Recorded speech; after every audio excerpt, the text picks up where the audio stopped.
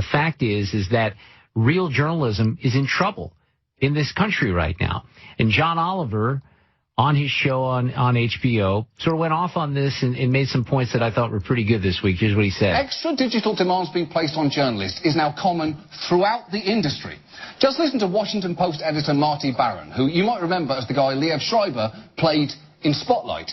He describes his concerns about the average workload required of journalists. They have to do their traditional reporting, they have to participate in social media, they have to produce a wire service that's available 24 hours a day, they have to be responsible for video, you name it, they're involved in it. It's a lot to ask. That's true. And if journalists are constantly required to write, edit, shoot videos and tweet, mistakes are going to get made. Perhaps that is how the Boston Globe wound up tweeting following a shooting in Tennessee that the FBI had investigated about 70 leads.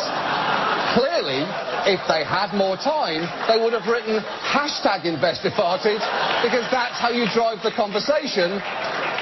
#investigated.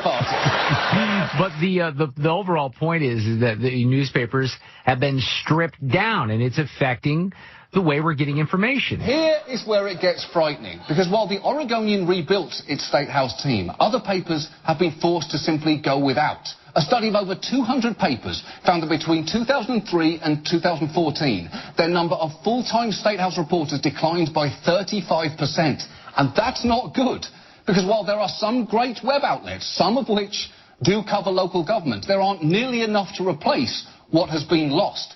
Just listen to David Simon, who before creating the TV show The Wire, worked for years at the Baltimore Sun.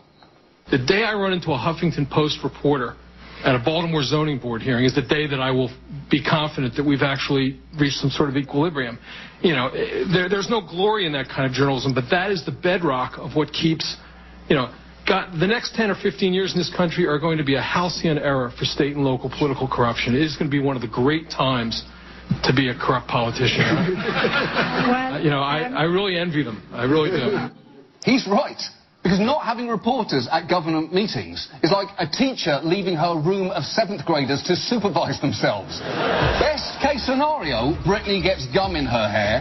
Worst case scenario, you no longer have a school. And look, it is clearly smart for newspapers to expand online, but the danger in doing that is the temptation to gravitate toward whatever gets the most clicks, which is why news organisations badly need to have leaders who appreciate that what's popular isn't always what's most important. Yeah, this is true not only, by the way, in print journalism, but across the board. There are warning signs, dangerous things out there.